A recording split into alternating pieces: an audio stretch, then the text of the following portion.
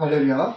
오늘은 묵은 누룩을 내어 버리라는 제목을 가지고 고린도전서 5장을 공부하려고 합니다.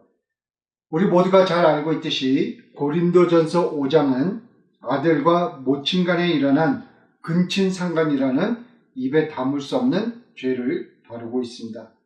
이런 류의 근친상간 행위는 성윤리에 관해서는 상당히 관대했던 로마 사회마저도 혐오감을 가지고 매도했습니다. 주전 1세기 전 로마 공화정 시대 때 정치가로서, 웅변가로서, 철학자로서, 또 작가로서 유명세를 누리던 키케로는 유사한 사건을 언급하면서 믿을 수 없고 듣도 못한 죄라며 말을 이어가지 못할 정도로 금기된 행동이었습니다. 유대인 사회도 이 죄에 대해서는 강경한 자세를 보이고 있는데 신명기 27장을 보게 되면은 저주를 받을 12종류의 죄가 기록되어 있는데 고린도 교회에서 일어났던 사건은 그 12종류에 속하는 죄로 기록되어 있습니다. 레위기 18장을 보게 되면은 이런 죄를 지은 자는 죽어야 된다고 기록하고 있습니다. 이런 끔찍한 사건이 고린도 교회 내에서 일어났고 바울은 고린도전서 5장에서 이 문제를 다루고 있는데 오늘은 바울이 이 문제를 어떻게 다루고 있는지 그 접근 방법을 우리가 공부하려고 합니다. 우리가 오늘 공부를 하면서 알게 되겠지만 사도 바울은 이 끔찍한 죄의 문제를 우리 기독교인들 모두가 관심을 가져야 되는, 그리고 깊이 깨닫는 바가 있어야 되는 두 가지 중요한 이슈와 접목시켜서 이 죄의 문제를 해결하려고 하는 바울의 그 접근 방법을 우리가 볼 수 있게 되는데, 첫째로 예수님을 주로 영접한 후 알고 또는 의도적으로 죄를 계속 짓는 경우 구원을 받을 수 있는가 라고 하는 질문과 접목을 시켜가지고 바울은 이 고린도 교회에서 일어난 죄 문제를 해결을 하고 있고, 두 번째로는 우리가 예수님을 영접한 사람이라면 어떤 삶을 살아야 되는가, 이 중요한 이슈와 접목을 시켜서 사도 바울이 고린도 교회에서 일어난 죄의 문제를 해결하고 있다는 점을 우리가 공부를 하면서 알게 됩니다. 그래서 오늘 본문인 고린도전서 5장 6절부터 7절을 보게 되면 기록하기를 적은 누룩이 온 덩어리에 퍼지는 것을 알지 못하느냐? 5장 7절 너희는 누룩 없는 자인데 새 덩어리가 되기 위하여 묵은 누룩을 내어 버리라. 우리의 유월절 양 곧 그리스도께서 희생이 되셨느니라. 이렇게 기록하고 있습니다. 우리가 오늘 본문을 보면 알듯이 사도 바울은 고린도 교회에 일어난 이 죄 문제를 유월절과 무교절과 연관지어서 이 해결점을 찾는 접근 방법을 보여주고 있는데 우리가 언뜻 보기에는 이해가 되지 않는 거예요. 어떻게 죄 문제를 그 유월절과 무교절과 연관지을 수 있을까, 이런 생각이 드는데 깊이 살펴보게 되면은 그 안에는 상당히 깊은 영적 교훈이 담겨 있는 것을 우리가 알 수 있게 됩니다. 그래서 오늘 공부하려고 하는 내용을 살펴보기 위해서 유월절과 그 무교절에 대해서 우리가 간략하게 살펴볼 필요가 있겠습니다. 그래서 출애굽기를 1장을 보게 되면은 애굽의 그 이스라엘 민족에 대해서 잘 알지 못하는 새로운 왕이 실권을 잡으면서 애굽에 널리 퍼져 있는 그 숫자가 많은 유대인들을 보면서 그 유대인들을 미워하고 그들을 핍박했다는 사건으로 출애굽이 시작이 되는 것을 우리가 알 수가 있습니다. 그래서 출애굽기 2장 23절부터 25절을 보게 되면 기록하기를 여러 해 후에 애굽 왕은 죽었고 이스라엘 자손은 고역으로 인하여 탄식하며 부르짖으니 그 고역으로 인하여 부르짖는 소리가 하나님께 상달한지라. 하나님이 그 고통 소리를 들으시고 아브라함과 이삭과 야곱에게 세운 그 언약을 기억하사 이스라엘 자손을 권념하셨더라. 이렇게 기록이 되어 있습니다. 그래서 요셉이 한때 애굽이라고 하는 그 왕국을 위해서 큰 기여를 한 사실을 완전히 모르고 또 잊은 그 새로운 왕이 그 이스라엘 민족을 핍박을 하기 시작을 하자 하나님께서 애굽에서 노예 생활을 하면서 고달픈 생활을 하고 있는 이스라엘 민족을 구원하시겠다고 하는 결정을 내리시고 하나님께서 여러 가지 그 방법을 통해서 그 애굽 왕에게 이스라엘 민족을 보내라고 자유를 주고 보내라고 경고를 하지만 애굽 왕은 온갖 수단과 방법을 가리지 않고 이스라엘 민족에게 자유를 주는 것을 반대를 하는 그런 자세를 갖고 하나님을 대적하는 사건이 출애굽에 기록되어 있습니다. 그래서 하나님께서 10가지의 재앙을 애굽에 내리게 되는데 그 10가지 재앙 중에 마지막 재앙인 그 10번째 재앙은 장자들의 죽음이라고 보통 사람들이 이름을 붙이는데 애굽에 있는 모든 장자들을 죽이겠다고 하나님께서 선언을 하십니다. 그래서 결국에는 장자들을 죽일래 아니면은 이스라엘 민족을 보낼 것이냐 이 선택을 애굽 왕에게 주는데 애굽 왕은 그럼에도 불구하고 이스라엘 민족에게 자유를 주지 않겠다고 하는 그 고집을 부리는 사건이 기록되어 있습니다.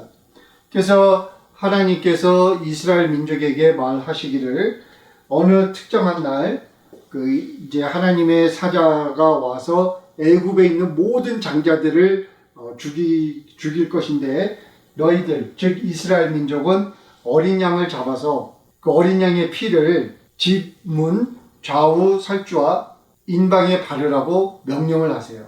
그래서 천사가 내려와서 애굽에 있는 모든 장자들을 죽이는 그 사건이 일어나는 끔찍한 사건이 일어나는데 그 천사가 각 집에 있는 장자들을 죽이기 시작을 하면서 그때 하나님의 말씀에 순종해서 어린 양의 피를 그 문설주에 바른 집에 있는 장자들은 죽음을 면하고 그 피가 발라지지 않은 집의 장자들은 다 죽는 이런 끔찍한 사건이 일어났다고 출애굽기는 기록해주고 있습니다. 그래서 그게 바로 유월절이에요. 그래서 이 유월절과 긴밀한 밀접한 관계를 갖고 있는 것이 무교절인데 무교절은 그 유월절 다음 날에서부터 한 7일간 이렇게 지키는 절기인데 노예 생활을 하던 애굽으로부터 자유를 얻은 그 사건을 기념하는 절기예요. 그래서 출애굽기 12장 17절부터 20절을 보게 되면은 무교절에 대해서 기록이 되어 있는데 기록하기를 너희는 무교절을 지키라. 그러니까 그 누룩이 없는 빵을 먹는 그 절기예요. 오케이? 그래서 너희는 무교절을 지키라. 이날에 내가 너희 군대를 애굽 땅에서 인도하여 내었음이니라. 그러므로 너희가 영원한 규례를 삼아 이날을 대대로 지킬지니라. 정월의 그달 14일 저녁부터 21일 저녁까지 너희는 무교병을 먹을 것이요. 그러니까 누룩이 없는 빵을 먹으라는 것이죠. 7일 동안은 누룩을 너희 집에 있지 않게 하라. 무릇 유교물을 먹는 자는 타국인이든지 본국에서 난 자든지 물어나고 이스라엘 회중에서 끊어지리니 이게 중요한 말이에요.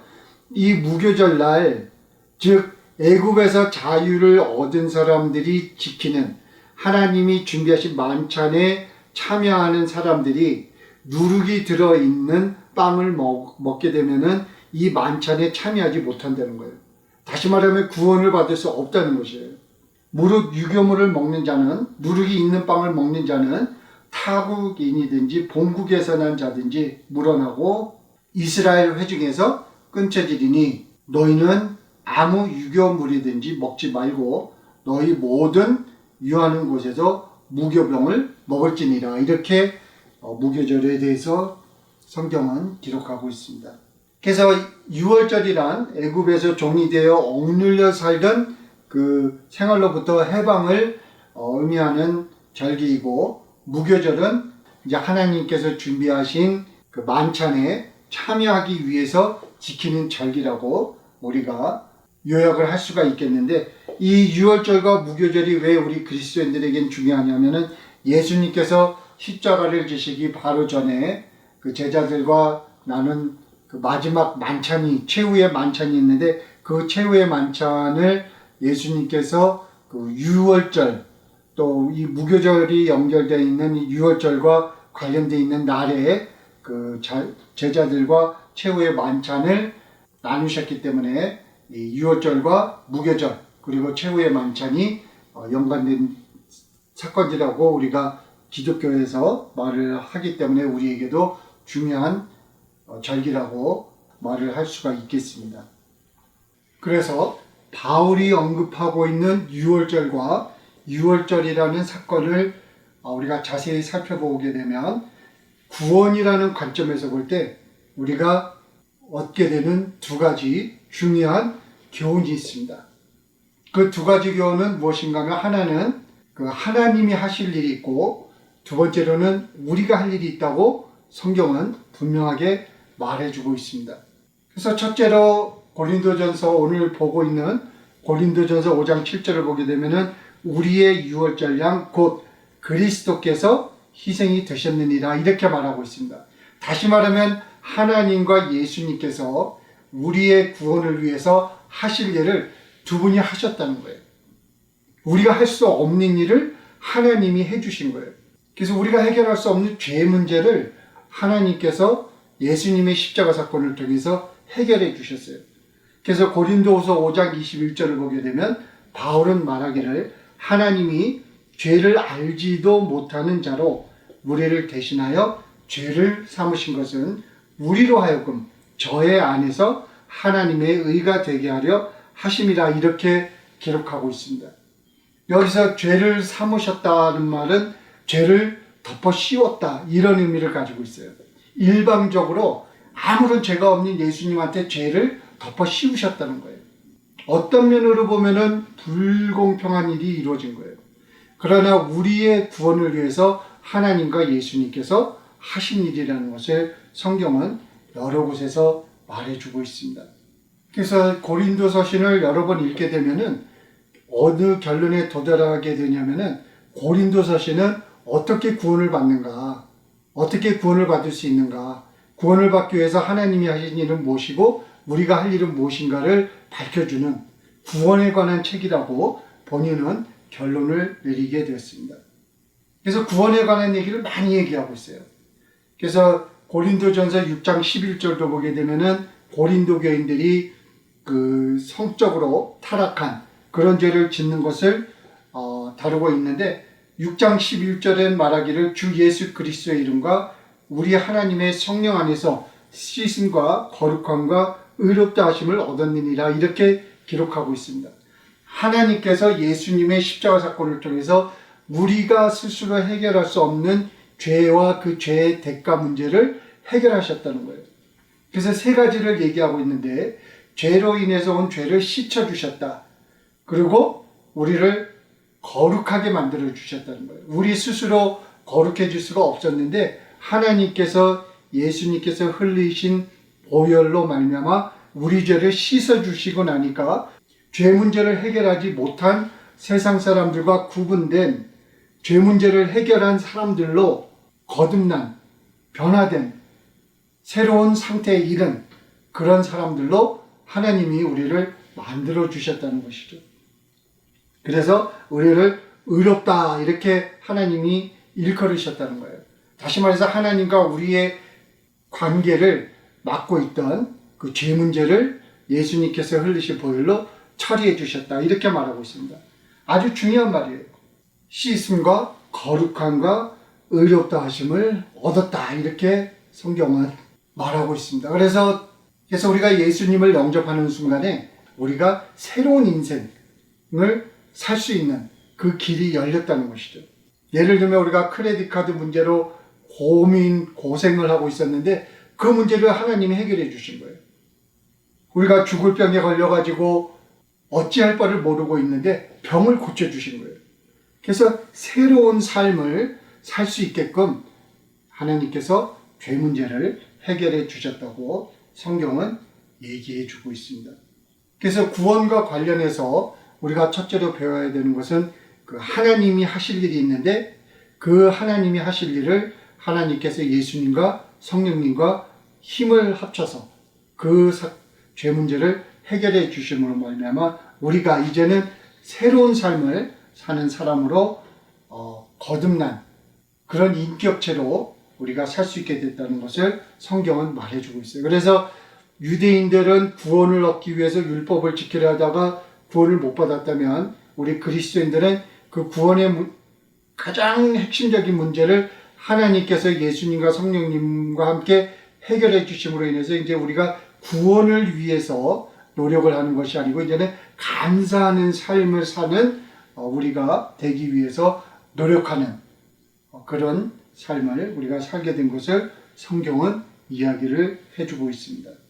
그래서 그 유월절과 무교절 사건을 보게 되면은 하나님께서 하실 일이 있는가 하면은 또 우리가 할 일이 있다고 가르쳐 주고 있는데 우리가 할 일은 하나님의 백성들이 참여하는 그 만찬에 참여하기 위해서 우리가 할 일은 우리 집안을 샅샅이 살펴서 애굽에서 누리던 것들, 옛 것들, 옛날에 애굽에서 노예로 살 때 우리에게 익숙해졌던 그런 행동들, 습관들, 생각들, 세계관, 가치관 이런 것들을 샅샅이 제거하는 것이 바로 우리에게 주어진 책임이라고 성경은 말해주고 있습니다. 그래서 유교절을 지키기 위해서 유대인들은 집안을 샅샅이 뒤져서 누룩이 있는지 없는지 살펴보고 누룩이 발견되면 그것을 제거해야만이 되는 그런 책임이 주어졌어요. 그래서 그 누룩을 제거해야만이 하나님께서 준비하신 그 만찬에 참여할 수 있는 자격을 갖게 됐던 거예요. 그래서 사도 바울은 고린도전서 5장 7절에서 너희는 누룩 없는 자인데 새 덩어리가 되기 위하여 묵은 누룩을 내어버리라. 우리에게 지금 말하고 있는 거예요.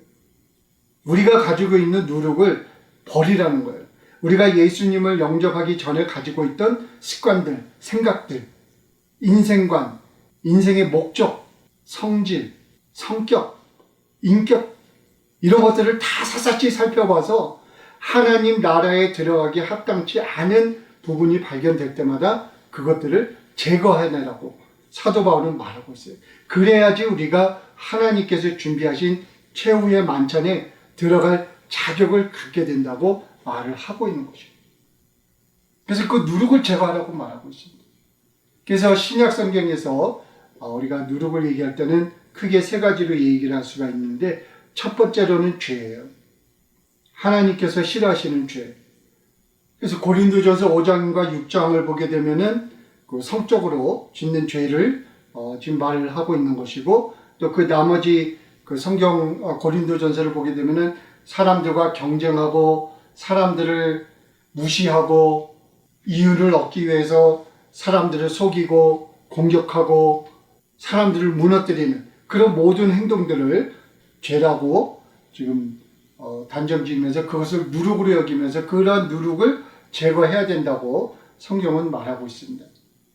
두 번째로는 누룩은 이단적 교리를 의미하고 있습니다. 교회 안에서 일어나는 사건을 말하고 있는데 사람들이 만들어낸 교리를 의미하고 있어요. 중요한 거는 뭐냐면 이 모든 교리는 하나님의 이름으로 예수님의 이름으로 만들어진 교리라는 것을 아는 것이 중요해요. 그래서 하나님 앞에 바르지 않은 교리인데 예수님의 이름으로 하나님의 이름으로 그 교리를 하나님의 교리다, 예수님의 교리다 이렇게 교단에서 또는 일부 목사님들이 제시를 하니까 우리가 성경을 잘 판단하지 못하는 사람들은 그게 하나님의 뜻인가 보다 이렇게 잘못 받아들인다는 것이죠. 근데 알고 보면은 하나님이 싫어하는 것들이 있어요. 하나님의 이름으로 내놓은 교리인데 알고 보면 하나님이 싫어하시는 교리라는 교리가 우리 초대교회 때부터 지금까지 많이 있었던 것을 우리가 알아야 돼요. 그래서 마태복음 16장을 보게 되면은 6절에 예수님께서 이르시되 삼가 바리새인과 사두개인의 누룩을 주의하라 이렇게 제자들에게 말했을 때 제자들이 이제 오해를 하게 돼요. 먼저 그 내용이 있는데 근데 이제 그 오해를 풀기 위해서 예수님께서 16장 12절에서 이제 제자들이 깨달은 기록이 있는데 그제야 제자들이 떡의 누룩이 아니요 바리새인과 사두개인들의 교훈을 삼가라고 말씀하신 줄을 깨달으니라. 이렇게 말하고 있습니다. 그러니까 사람들이 만들어낸, 교단이 만들어낸 그 교리를 우리가 누룩이라고 말할 수가 있고, 마가복음 7장 8절에서도 너희가 하나님의 계명을 버리고 사람의 유전을 지키느니라 이렇게 예수님께서 지적하시는데, 13절에서는 너희의 전한 유전으로 하나님의 말씀을 폐하며 또 이 같은 일을 많이 행하느니라 하셨다 이렇게 기록하고 있습니다. 그러니까 우리가 주의해야 될 점은 우리 모두가 주의를 해야 되는데, 특히 교단에서 일하시는 분들, 목사님들이 주의해야 될 점은 뭐냐면, 우리가 하나님의 이름으로 내놓는 그 교리, 그것들이 정말 하나님의 뜻과 일치하는가 아닌가를 구분하는 그 노력을 끊임없이 해야 된다고 성경은 우리에게 말해주고 있어요. 왜냐하면 여러분과 저도 제가 이제 유튜브 시대에 살고 있으니까 교회 안에서 일어나는 많은 사건을 보면 알지만, 구원론과 관련해서 예배론, 또 교회론, 헌금론 등에 대해서 교단과 사람의 눈으로 만들어낸 교리가 지금 교회를 완전히 망가뜨리고 있는 시대에 우리가 살고 있습니다.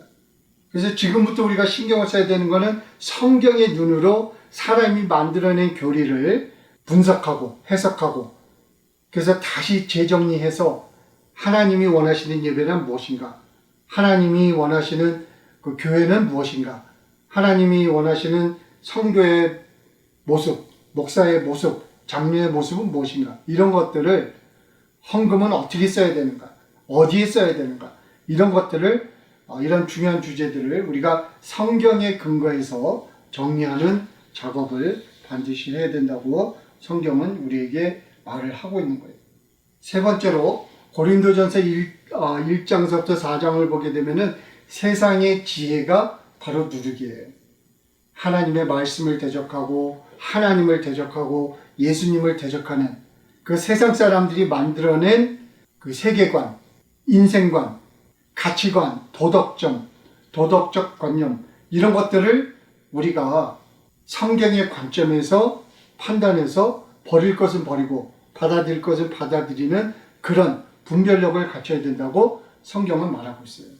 고린도 교회가 지금 입에 담을 수 없는 그 죄를 짓고 성경을 바르게 하는 사람들로서는 받아들일 수 없는 이단적 교리를 받아들이게 된 이유는, 고린도 교인들은 세상 지식을 사랑했어요. 세상 지식의 권위를 인정을 했습니다. 그래서 그리스도인으로서는 받아들이지 말아야 될 것과 그리스도인으로서 받아들여야 될 그런 지식을 구분하지 않고, 세상에서 유명한 사람들이 한 말이라면 다 받아들여가지고 그 세상적인 지식을 교회에 끌고 들어와가지고 복음을 완전하게 희석시킨 그런 무서운 일이 고린도 교회에 일어났던 것을 우리가 지금까지 성경 공부를 하면서 우리가 배웠던 것입니다. 그래서 지금은 말씀에 살고 있는 우리는 지금 그 교회를 공격하는 세상적 지식이 얼마나 강한가, 그것을 우리는 매일 느끼고 있습니다. 성경은 가짜다, 예수님은 없던 사람을 만들어낸 신화적인 스토리다, 하나님은 존재하지 않는다, 죽으면 심판이 없다, 영혼도 없다, 이런 식으로 돈만이 세상에 가장 중요한 거다, 죽고 나면 영혼도 없고 심판도 없으니까 사는 동안 아주 재밌게 쾌락을 즐기면서 살아도 된다, 옳고 그름은 없다, 돈을 벌기 위해서는 사람과의 관계 중요하지 않다, 이런 식으로 성경의 가치관을 도전하고 성경의 가치관을 파괴하는 세상적 지식이 너무 지금 만연하게 퍼져 있는 상황에서 우리가 살고 있습니다. 그래서 한국 사회들 봐도 그렇고 미국 사회들 봐도 그렇고 돈도 많고 물질도 많은데 사람들이 사람 관계를 유지하지 못해서 가정도 이루지 못하고 이룬 가정도 깨지고 부모와의 자녀와의 관계도 깨지고 모두가 외로워요. 그러면서 돈이 더 중요한 가치를 갖는 사회 안에서 우리가 살고 있습니다. 그래서 제가 얼마 전에 보니까 한국에서는 하루에 40명 정도가 스스로 극단적 결정을 하는 그런 사건이 일어난다고 뉴스를 접하고 제가 참 암울해졌어요. 그렇게 교회도 많고 세계에서 제일 큰 교회가 뭐 한국에 있다고 그러는데 목사님들도 많고 성도님들도 많은 한국 사회에서 어떻게 이런 일이 일어날 수 있는가? 교회는 도대체 무엇을 하고 있는가? 우리가 회개해야 된다. 이런 생각을 갖지 않을 수 없는 상황에 이르는 것을 저희들이 깨닫는 것이 중요하겠습니다. 그래서 고린도 교회에 일어난 문제는 고린도 교인들이 제거해야 되는 이 세 가지 누룩을 제거하지 못하고 예수님께서 허락해 주신 어떤 새 출발이라는 그 개념을 깨닫지 못하고 옛사람 그대로 변화 없이 예수님을 믿는다고 생각을 했기 때문에 그 제3자 입장에서 그들의 모습을 봤을 때 그들은 정말 하나님을 믿는 사람들이 아니라 극히 세상적인 사람들의 모습으로 교회에 모였던 것을 사도 바울은 지적해주고 있는 것을 우리가 볼 수가 있습니다. 그래서 사도 바울께서 고린도 교인들에게 하신 말씀을 우리가 좀 귀를 기울여서 들어야 되겠는데 말하시기를 새 덩어리가 되기 위하여 묵은 누룩을 내어버리라. 여기서 말하는 새 덩어리는 교회를 의미하고 있습니다. 교회는 예수님의 지체예요. 그래서 예수님의 지체가 되기 위해서 우리가 해야 될 것은 바로 묵은 누룩을 내어버려야 되는 거예요. 그 옛날의 나, 세상을 즐기던 나, 세상 속에 파묻혀 살던 나, 예수님이 준비하신 새 나라에서는 존재할 수 없는 그런 죄성을 가지고 우리가 예수님의 지체가 될 수 없다는 것을 바울은 분명히 말해주고 있는 거예요. 그래서 새 덩어리가 되기 위하여, 즉 교회에 발을 들여놓기 위해서는, 즉 예수님의 지체가 되기 위해서는 우리가 교회에 발을 들여놓는 사람이라면 누룩을 제거해야 된다고 사도 바울은 말하고 있는 거예요. 그래서 중요한 질문은 무엇인가 하면은 누룩을 제거하지 않은 사람이 예수님께서 준비하신 최후의 만찬에 참여할 수 있는가? 이것이 지금 중요한 질문이에요. 다시 말해서 예수님을 주로 영접했다고 하는 사람이 죄인 줄 알면서 죄를 계속 진다면 그 사람은 구원을 받을 수 있는가? 이 중요한 질문에 대해서 우리가 오늘 좀 나머지 시간을 활용을 하려고 하는데 바울의 답은 아니다라고 분명하게 말해주고 있습니다. 예를 들어서 성적인 문제를 다루고 있는 고린도전서 6장 9절부터 10절을 보게 되면은 불의한 자가 하나님의 나라를 유업으로 받지 못할 줄을 알지 못하느냐. 불의한 자, 그러니까 하나님께서 하지 말라고 하는 죄를 짓는 사람을 불의한 자라고 우리가 얘기를 할 수가 있어요. 그래서 하나님께서 성경에서 분명하게 하지 말라고 한 죄를 알고도 계속 짓게 되면 그런 사람은 하나님의 나라를 유업으로 받지 못할 줄을 알지 못하느냐? 이렇게 질문하면서 바울은 말하기를 미혹을 받지 말라 이렇게 말하고 있습니다. 다시 말해서 죄를 져도 예수님의 십자가에서 흘리신 보혈로 제 문제가 해결됐으니까 구원받을 수 있다라고 하는 그 사람들이 만들어낸 교리, 잘못된 구원론, 가짜 복음을 믿지 말라고 지금 말하는 거예요. 그런 유혹에 넘어가지 말라. 그런 꾀임에 넘어가지 말라. 그런 속임에 넘어가지 말라. 이렇게 사도 바울은 고린도 교인들에게 경고하고 있습니다. 미혹을 받지 말라. 스스로 속지 말라. 하나님의 말씀을 뒤집어 가지고 인간의 유전으로, 인간의 눈으로 그것을 교리를 만들어내 가지고 하나님은 안 된다라고 한 그 일을 괜찮다라고 하는 일에 속아 넘어가지 말라는 거예요.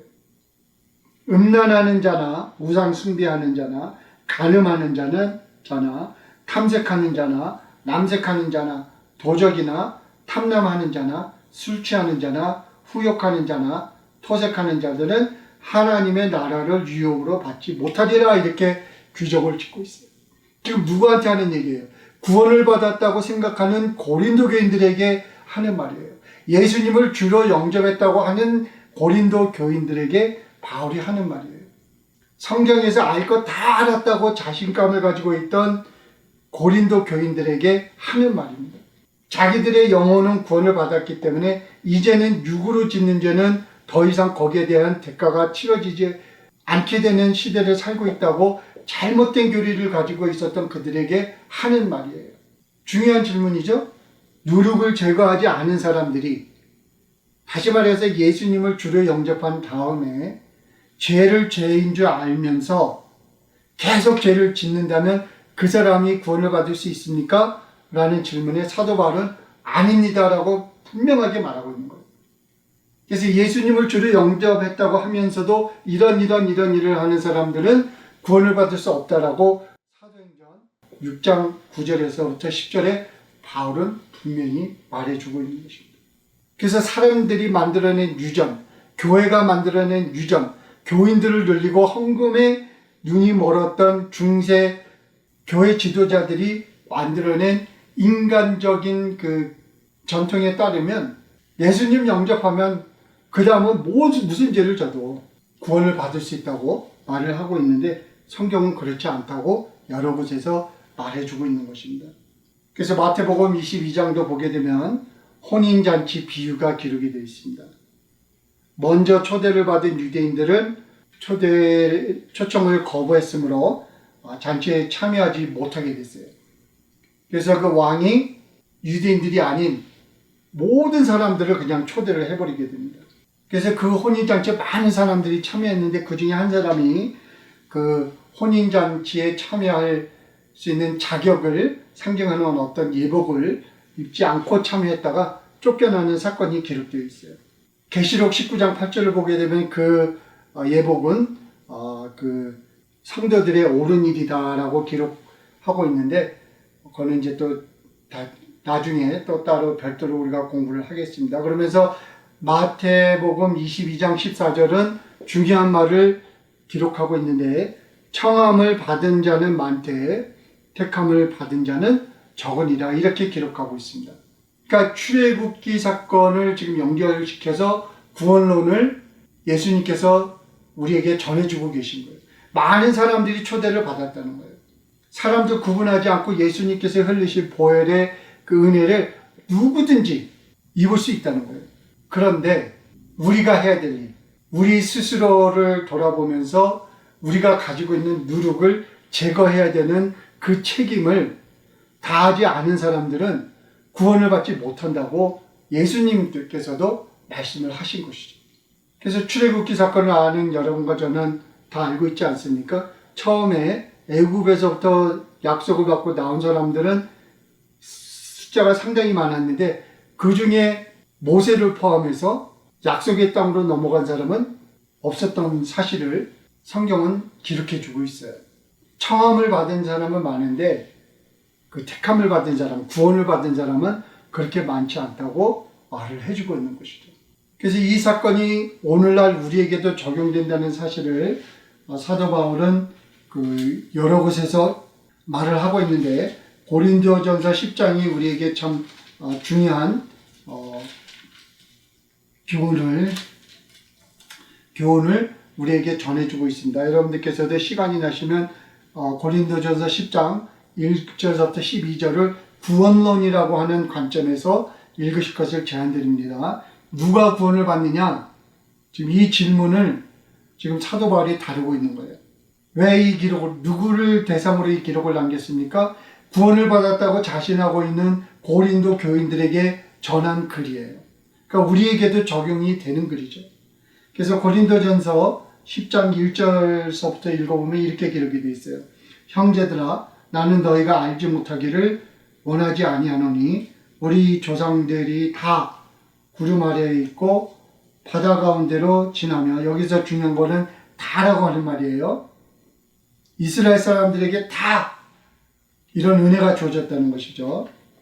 2절, 모세에게 속하여 다 구름과 바다에서 세례를 받고, 3절, 다 같은 신령한 음식을 먹으며, 4절, 다 같은 신령한 음료를 마셨으니 이는 그들을 따르는 신령한 반석으로부터 마셨으며 그 반석은 곧 그리스도시라. 5절, 그러나 그들의 다수를 하나님이 기뻐하지 아니하셨으므로 그들이 광야에서 멸망을 받았느니라. 6절 중요해요. 아주 중요합니다. 이러한 일은 우리의 본보기가 되어 우리로 하여금 그들이 악을 즐겨한 것 같이 즐겨하는 자가 되지 않게 하려 함이라. 중요한 말입니다. 다시 읽어볼게요. 이러한 일은 우리의 본보기가 되어 우리로 하여금 예수님을 영접하고 교회를 다닌다고 하는 우리로 하여금 그들이 악을 즐겨한 것 같이 즐겨하는 자가 되지 않게 하려 우리에게 이 기록을 남겨주신 것이다 라고 사도 바울은 말해주고 있습니다. 7절 그들 가운데 어떤 사람들과 같이 너희는 우상 숭배하는 자가 되지 말라. 기록된 바 백성이 앉아서 먹고 마시며 일어나서 뛰논다 한것 같으니라. 그들 중에 어떤 사람들이 음행하다가 하루에 23,000명이 죽었나니 우리는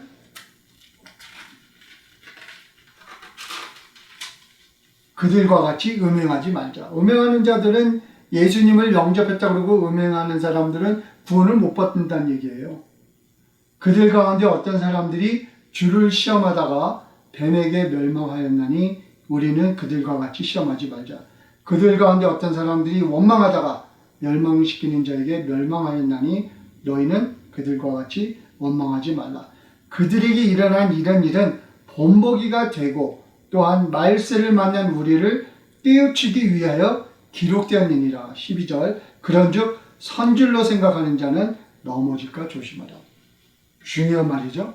구원을 받았다고 자신을 하고 확실한 믿음을 갖고 있다고 하는 고린도 교인들에게 사도 바울은 구원은 그렇게 쉽게 일어나는 일이 아닙니다. 하나님이 하실 일이 있고 우리가 할 일이 있는데 지금 여러분이 해야 될 일은 전혀 하지 않고 지금 멸망의 길로 지금 내리치고 있다고 사도 바울은 고린도서신 여러 곳에서 말해주고 있어요. 그래서 고린도서 13장 5절에서도 사도 바울이 얘기하기를 너희가 믿음이 있는가? 너희 자신을 시험하고 너희 자신을 확증하라. 우리 자신을 잘 검토하라는 거예요. 살펴보라는 거예요. 심사해봐라. 시험해봐라. 현미경을 들이대고 어떤 누룩이 남아있는지 살펴봐라.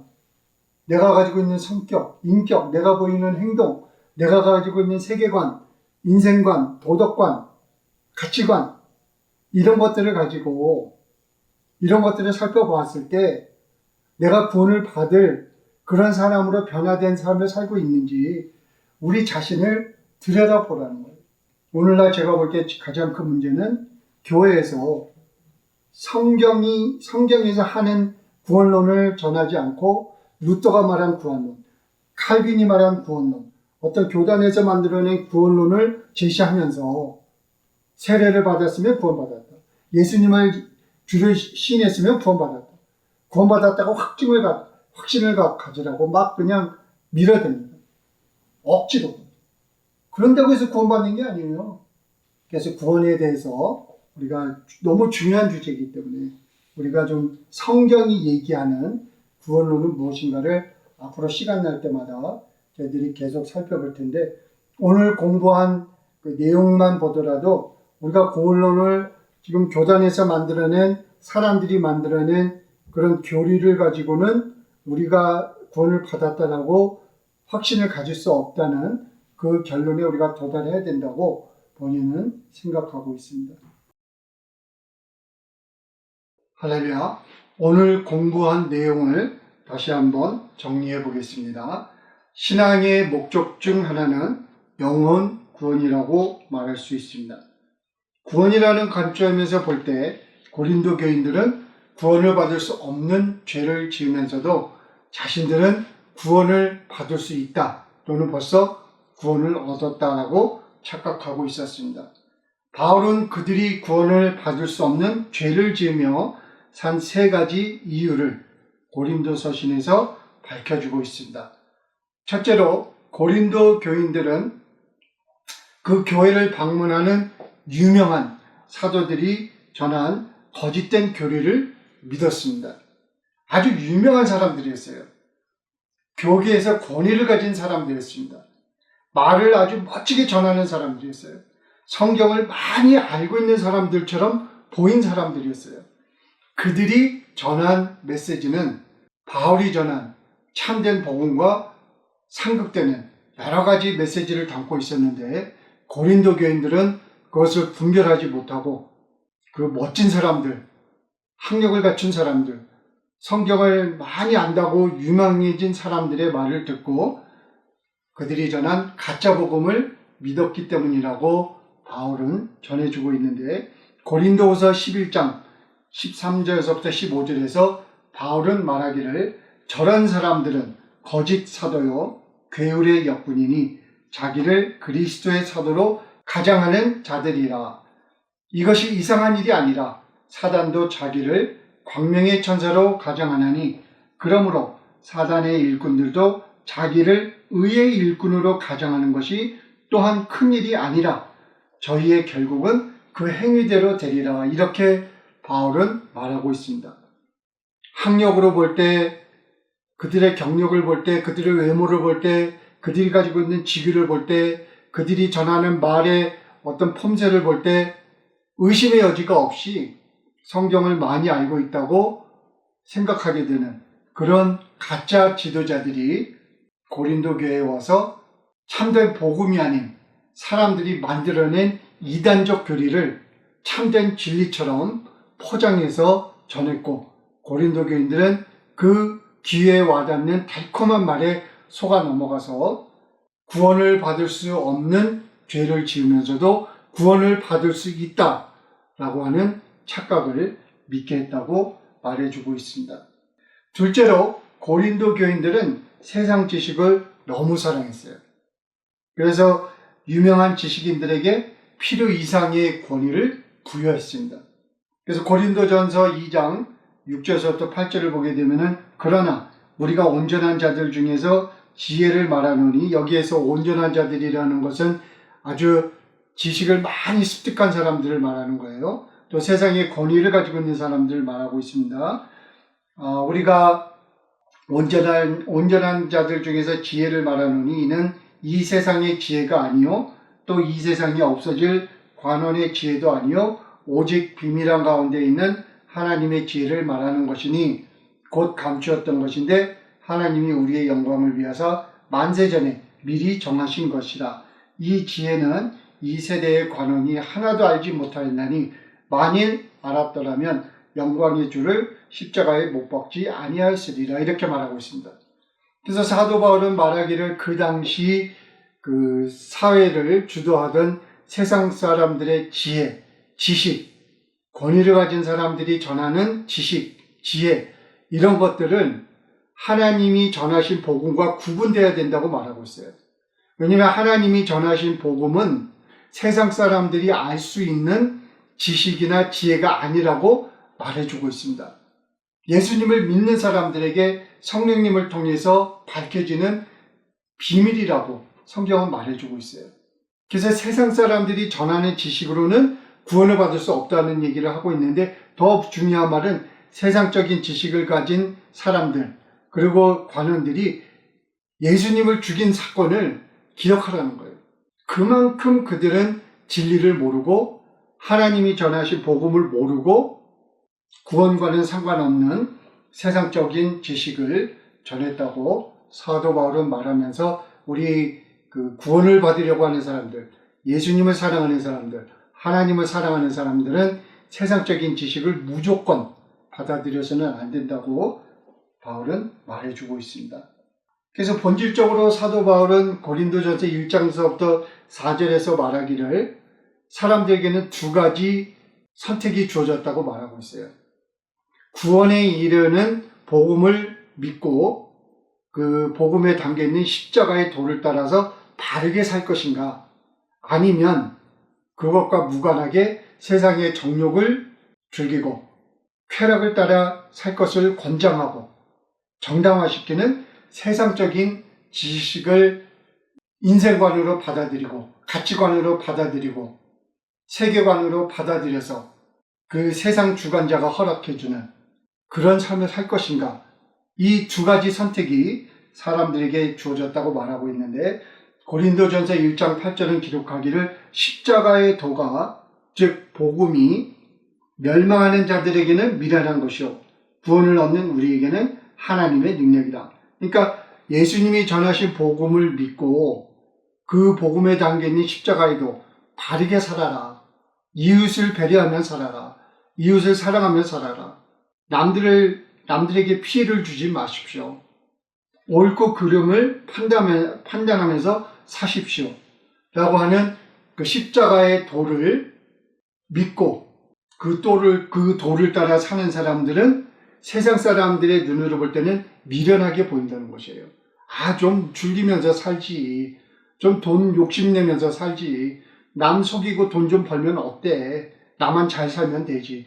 이런 식의 생각에 빠져있는 세상의 눈으로 볼 때는 예수님을 믿는 사람들은 어리석어 보인다는 거예요. 그러나 구원을 얻을 사람들에게는 하나님의 능력이다.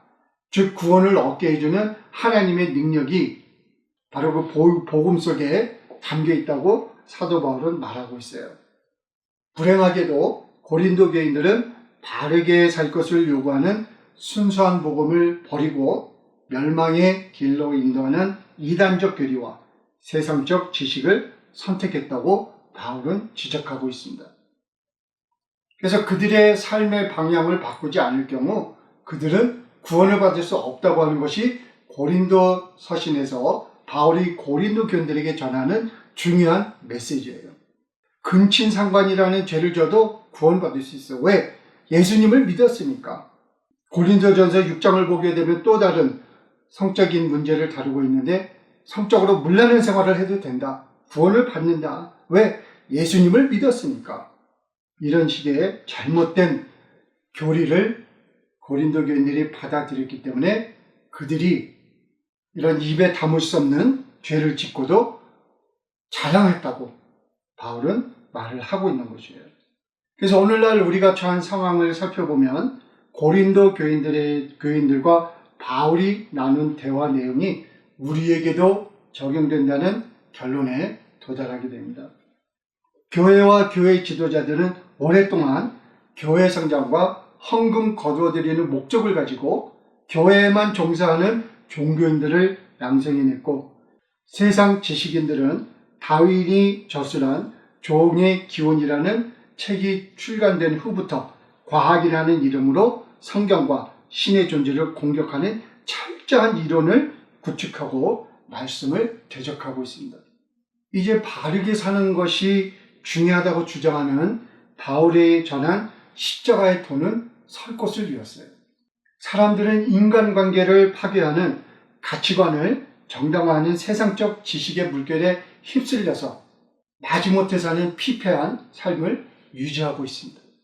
우리가 정신을 차리고 내 이웃을 내 몸과 같이 사랑하라고 하신 유일한 계명에 대한 답을 우리 생활 속에서, 즉 우리 가정에서, 직장에서, 세상에서, 교회에서 찾아내지 못한다면 가정과 사회와 함께 교회도 계속 파괴되어 갈 것입니다.